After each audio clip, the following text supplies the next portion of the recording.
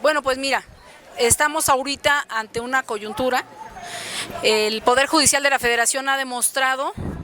de manera más que evidente durante todo este sexenio y desde hace muchos años su ineptitud, pero en este sexenio lo que ha demostrado es su incapacidad para proteger a la Constitución y para interpretar de acuerdo a las conveniencias de los más poderosos la ley. Ha hecho que la Constitución quede en segundo plano ante los poderes fácticos del Estado, que no son el Estado, sino en este momento no es el gobierno. Me refiero al Estado como uno de sus elementos, que es la población. Parte de la población, por desgracia, también son empresas particulares y también empresas transnacionales, que aunque no son parte de nuestra población, tienen intereses aquí para seguirnos tratando y explotando como si fuéramos todavía una colonia. Ellos se quedaron con esa idea. Los extranjeros quieren seguirnos viendo como un país de donde se sacan recursos y se acaba con los recursos para ellos enriquecerse. Tristemente, la Suprema Corte, en vez de cumplir con su misión, se ha convertido en un servidor de esas empresas, intereses transnacionales y intereses nacionales. Aparentemente hay muchas de esas empresas que se dicen SASB y que están constituidas conforme a las leyes mexicanas, que sin embargo tienen una participación de extranjeros dentro de ellas. Entre estas, el día de hoy estamos aquí manifestándonos fuera de la Suprema Corte de Justicia de la Nación, porque se va a discutir unos amparos que interpusieron varias empresas transnacionales y nacionales particulares contra la entrada en vigencia o entrada en vigor de la ley de la industria eléctrica, que fue autorizada el día 29 de marzo del 2021. ¿Qué es lo que pretenden? Pues que se deje sin efectos el poder que le está regresando el presidente de la República y el Congreso de la Unión a la Comisión Federal de Electricidad para ser la primera que genere energía eléctrica en el país. Esto ha hecho que tengamos costos más bajos. Si no se permite que esto continúe, los costos se van a elevar y vamos a estar, Dios no lo quiera, en uno de los escenarios más graves que pueda tener el país, sobre todo el norte y el sur, porque es a donde más se utilizan para cuestiones de vida o muerte prácticamente la energía eléctrica en grandes cantidades, como son los climas en el sur en el norte, del país, en temporadas como la que viene, que es primavera-verano, hay unas temperaturas de entre 45 y 50 grados que no se pueden sobrevivir ni en las casas ni en las oficinas, si no es con climas artificiales que consumen una gran cantidad de energía eléctrica. Entonces, esa gran cantidad de energía eléctrica pues no va a poder ser adquirida por las personas, porque si esto el día de hoy pasa, desgraciadamente la Suprema Corte nos daría un golpe muy fuerte como población. Ya serían precios que probablemente se liberarían y serían muy altos y le darían preferencia a estas industrias particulares encima de la Comisión Federal de Electricidad. ¿Qué es lo que necesitamos? No nada más en este tema, ahorita se puede ver, hay varias personas manifestándose, hay incluso una huelga de hambre de trabajadores del ISSSTE, de jubilados y pensionados, por las infamias que se han cometido en sexenios pasados contra los ciudadanos y que ha avalado esta Suprema Corte de Justicia. Hay una persona en huelga de hambre, hay otra persona explicando que se perdieron expedientes que no le son convenientes a los ministros y estamos nosotros manifestándonos contra este ataque a la reforma a la ley de la industria eléctrica que tiene que entrar en vigor. Entonces, se están protegiendo las empresas transnacionales, se están protegiendo los que tienen grandes intereses y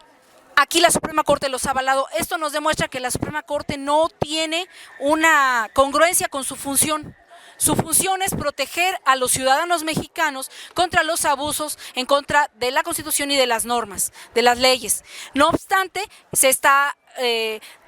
decidiendo dentro de la Suprema Corte a favor de los intereses particulares y no a favor de la población, que es la obligación de los ministros. Entonces es urgente un cambio, es urgente que se elija a los ministros por parte del pueblo, que haya una modificación, una reforma al Poder Judicial, que sea un Poder Judicial congruente, y para eso necesitamos el Plan C, el bien llamado Plan C, que es votar para todos los diputados y senadores a nivel federal en todos los estados de la República a favor del partido Movimiento Regeneración Nacional o Morena. ¿Por qué? Porque Morena va a garantizar que haya esta reforma en el Congreso de la Unión y necesitamos una mayoría absoluta para poder hacer esas reformas. Una mayoría que no sea cuestiona de que se le pueda dar una fuerza a las leyes que emanen del Congreso de la Unión y que se pueda hacer una reforma a la Constitución Federal para que los ministros de la Suprema Corte de Justicia sean electos por el pueblo, que la gente los vea, que sean gente honesta, que sean gente del pueblo, que sí tengan conocimiento del derecho y que sobre todo tengan un compromiso con sus obligaciones como constitucionalistas. La Constitución es la ley suprema de la Unión y los ministros este día y otros tantos han elegido con base en supuestos derechos humanos, pero resulta que son los derechos de las transnacionales y de los más poderosos del país. Entonces, eso ya no es un derecho humano, eso ya es un derecho de conveniencia que no nos va a convenir a ninguno de los ciudadanos, es una conveniencia económica para los ministros, se ha podrido este poder y necesitamos reformar al Poder Judicial de la Federación. ¿Qué resultado tendríamos si esto se hiciera? Pues tendríamos un resultado favorable, se podría hacer que este Poder Judicial se limpie, que quede con gente honesta, que no esté inmiscuida en todos los vericuetos de la corrupción que se han dado en este poder, donde se ha preferido al dinero que a las personas. Eso es por una parte. Por otra parte, ¿qué pasaría si no logramos esta reforma? Sería un poco delicado, sería grave, estaríamos en el mismo escenario que estuvimos durante todo este sexenio, en que el presidente y el Congreso de la Unión han tenido la voluntad de crear leyes que recuperen el poder del país sobre sus recursos prioritarios, como es la energía eléctrica, el petróleo, el agua, que son recursos básicos que no nos pueden condicionar y a los que tenemos derecho los seres humanos para existir. Ese sí es un derecho humano, señores ministros, no es el derecho del dinero, es el derecho a vivir dignamente con luz, agua, petróleo y demás recursos que son propiedad de nosotros, incluyendo el litio. Se logró proteger el litio por parte del Congreso y del presidente de la República porque hubo voluntad política, porque hubo voluntad humana. Sin embargo, aquí, en este edificio tristemente célebre, porque en la revolución el señor Huerta tuvo el cinismo de hablarle al ministro presidente porque al faltar el presidente Madero, al que le correspondía gobernar, era al presidente de la Suprema Corte de Justicia, le habla para decirle que ya está, que está preso Madero y que sí él tiene algo que decir. Y desde entonces hasta ahora se sume el poder judicial y dice, no señor, aquí estamos a sus órdenes para lo que quiera hacer. Justificó el asesinato en ese momento del presidente Madero, del vicepresidente Benito Juárez y también la tortura y muerte de muchas otras personas, entre ellos del hermano del presidente Gustavo Madero. En esta temporada de Sopilotes, que fue la decena trágica, se demostró cómo desde entonces hasta ahora la Suprema Corte no ha podido ser un órgano de defensa del pueblo y de la Constitución Federal. En este caso, ¿qué pasaría? Pues nos enfrentaríamos a un escenario un poco difícil, tendríamos que seguir luchando, tendríamos que unirnos más como pueblo y así como ahorita estamos viniendo algunas personas a manifestarnos, tendríamos que organizarnos todos los ciudadanos para manifestarnos y presionar a estos empleados de nosotros que quieren sentir que ya no son empleados, que son superiores porque tienen un sueldo inalcanzable para la mayoría de los que trabajamos día y noche, ¿no? O de los que trabajamos con un sueldo normal y lo que quieren ellos es sentir que son superiores a los demás. Necesitamos entender que si no logramos esta mayoría en el Congreso de la Unión vamos a perder protección, vamos a perder fuerza y cualquiera que sea el presidente, como sucedió en este sexenio, no va a poder tener el poder que necesita para hacer valer que nuestros recursos queden dentro de nuestro poder. Esto no es nada más en México, ha sucedido en muchas partes del mundo y se le llama guerra jurídica o lawfare en inglés. Desgraciadamente tenemos la obligación de votar para senadores y diputados por mayoría del Movimiento de Regeneración Nacional para lograr ese cambio. Si no se logra, va a ser difícil, pero vamos a tener que seguir luchando. No debemos dejarnos caer, debemos seguir exigiendo, no nada más verbalmente, con recursos jurídicos, informarnos los ciudadanos con conocimientos legales para que podamos interponer amparos incluso colectivos contra las determinaciones de la Suprema Corte de Justicia. ¿Para qué? Para lograr frenarla. Si no logramos esa mayoría absoluta en el Congreso, necesitamos dar una lucha constante en las calles y también una lucha jurídica para poner en entredicho a esta Suprema Corte que ha dejado de ser de justicia y ha traicionado los intereses del pueblo mexicano. Antonio, estábamos hablando de cuál sería una de los pilares fundamentales de este plan C, que es el que se elija a todos los diputados y senadores del Partido Movimiento de Regeneración Nacional Morena para que se logre un segundo piso o una continuidad en la Cuarta Transformación, para que tengamos un estado de bienestar para la sociedad mexicana, un estado de justicia. Y aquí lo más importante es quiénes son los que van a quedar como diputados y senadores, porque no nada más es elegirlos, sino que tengan un perfil adecuado. Tendrían que ser diputados y senadores que tengan un conocimiento legal, que tengan una lealtad con los principios de la Cuarta Transformación y con la seguridad de las personas que más desprotegidas están, que son la mayoría en el pueblo mexicano. Necesitamos gente que tenga compromiso, lealtad, congruencia y conocimiento legal, que sepan a qué van, que no se dejen deslumbrar, que tengan una convicción férrea, profunda, que no se dejen deslumbrar por llegar y ser tratados como diputados, como especiales, como personas que ya pueden tener un fuero, que pueden tener cierto nivel de ingresos económicos, que no se les olvide el pueblo, porque a eso van, porque de eso comen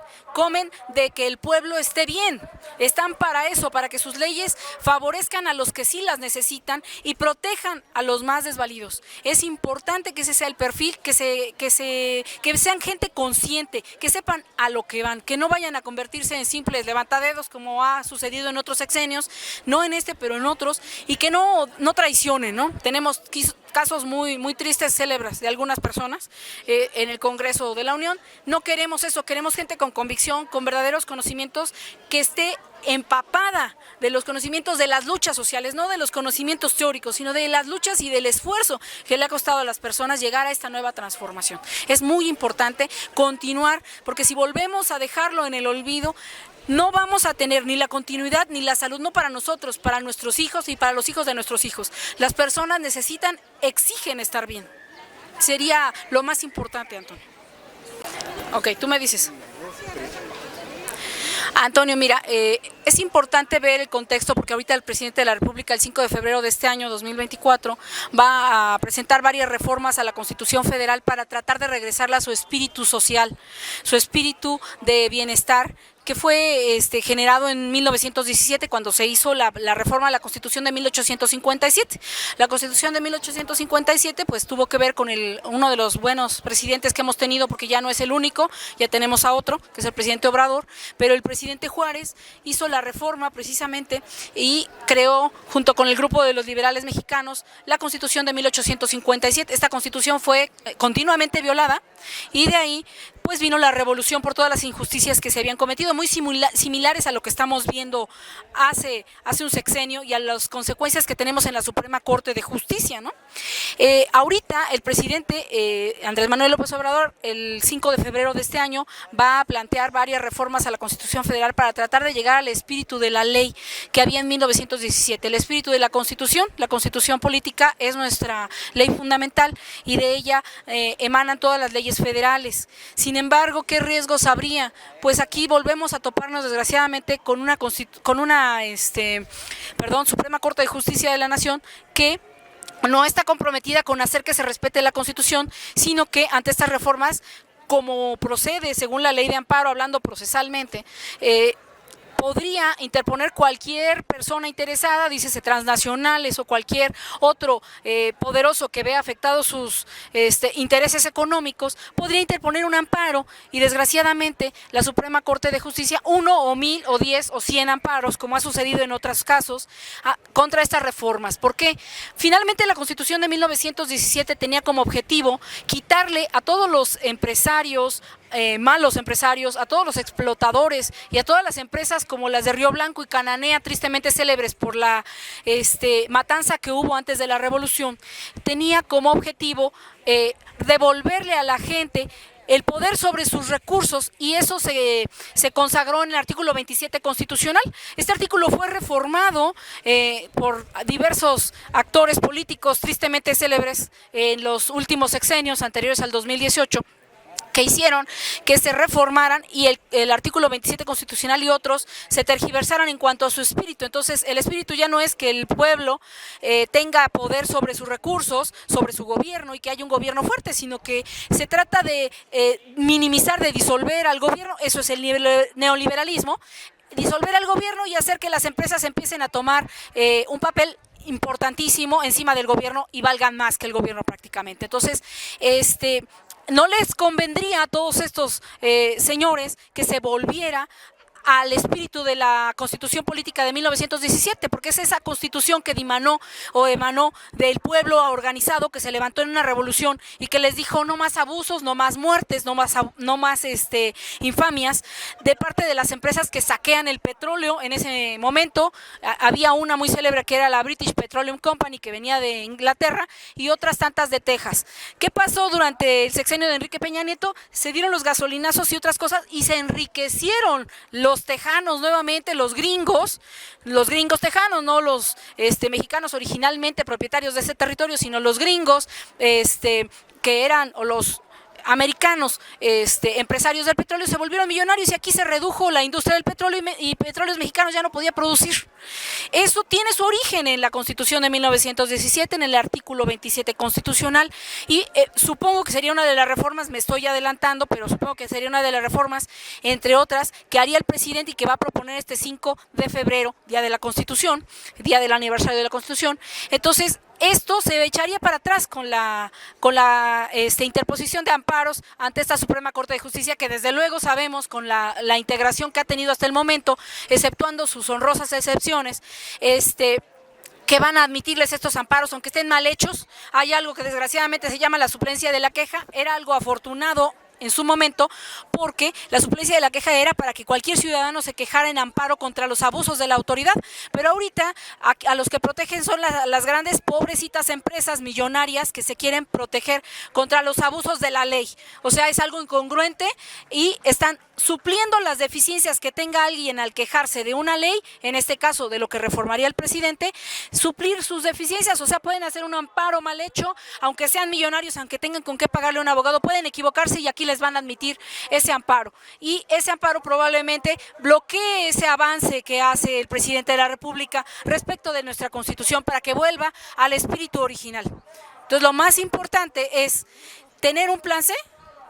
ejecutarlo y luchar como pueblo, organizarnos y estar siempre al pendiente de la información, de los periódicos y de lo que está sucediendo, para que aquí, en esta Suprema Corte, no queden las reformas que nosotros como pueblo ordenamos a través del Congreso de la Unión y de la Presidencia de la República. Rolex, y otras cosas para que sí te reciba la señora, si no, ¿cómo le pagamos? Antonio, tú me dices. ¿Ya? Bueno, ¿qué pasaría con estas reformas que el presidente va a hacer el 5 de febrero? Las reformas tienen, como vimos hace un momento, tienen como objeto volver al objeto social de la Constitución Federal de los Estados Unidos Mexicanos. Por lo tanto, necesitan algo muy importante que hubo en la revolución y ya no existe, que la población dé su apoyo en masa, dé su apoyo al presidente para entender que lo que está haciendo y las reformas que está proponiendo son para todos y nos van a convenir a todos. Informar, difundir,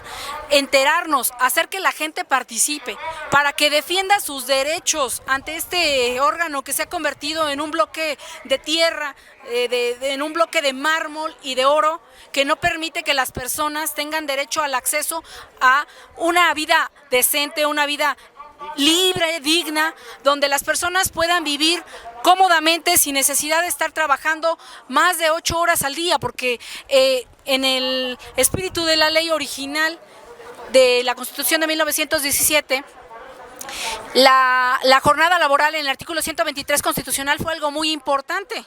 La jornada laboral se redujo porque había jornadas ilimitadas, había quienes fallecían, había obreros, menores de edad, ancianos, no había límites, que fallecían afuera de las empresas y los tiraban a la basura. A lo mejor la gente va a creer que eso no es posible, pero sí lo fue. Y volvimos a lo mismo en estos últimos sexenios anteriores al 2018, donde ya no había jornada laboral de 8 horas, era una jornada hasta que pudieran y hasta que aguantaran, y con el trabajo a distancia fue aún peor, porque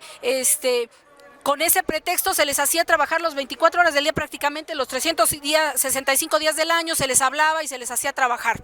Entonces, el presidente, entre sus reformas, probablemente proponga algo por el estilo, que ya lo ha propuesto, y estamos hablando de una jornada de 40 horas cuando mucho, pero no hay que olvidar que uno de los logros de la Constitución de 1917 en la Revolución fue evitar que trabajaran menores de edad y hacer que trabajaran única y máximo 8 horas. No el mínimo, Ahora lo ponen como el mínimo de 8 horas en adelante. No, no, no. Era un máximo de 8 horas para que la gente tenga tiempo de hacer su trabajo y tenga tiempo de existir, no nada más de trabajar. Entonces, es importante que la gente tome conciencia de que estas reformas nos favorecen, nos protegen y nos dan un marco legal más allá del tiempo para que podamos vivir en un estado de bienestar. Hay que hacer conciencia y apoyar al presidente de la República.